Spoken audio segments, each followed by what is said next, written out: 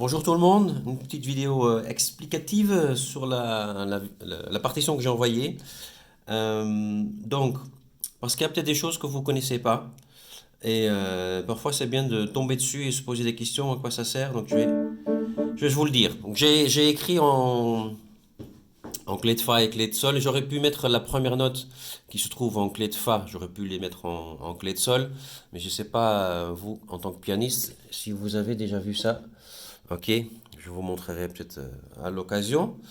Donc, les deux premières notes, c'est ça, hein. Donc c'est un, si je me trompe pas, un la et un ré. Voilà. On va aller un peu plus loin, mais ça, vous pouvez trouver tout seul. Do, c'est ça. Do et un fa. Do, fa.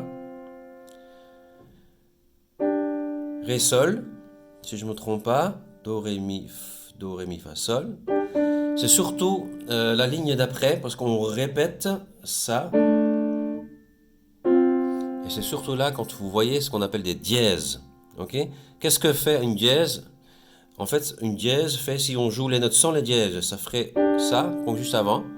Mais les dièses font qu'on va monter d'un demi-ton. Et monter un demi-ton, c'est juste, c'est la touche juste à côté des notes qu'on joue.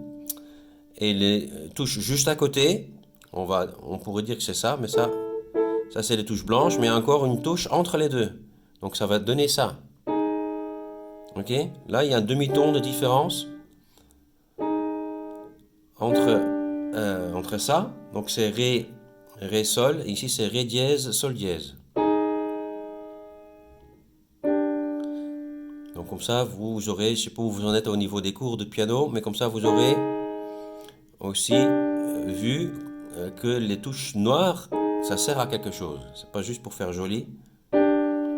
Voilà. Ensuite, au niveau de la rythmique, j'y reviendrai un peu plus tard parce qu'il y a des trucs sur le temps et sur les contretemps. Mais pour une première interprétation, essayez déjà de découvrir quelle note il faut jouer. Ok? Et pour la rythmique, j'y reviendrai plus tard. Allez, ciao!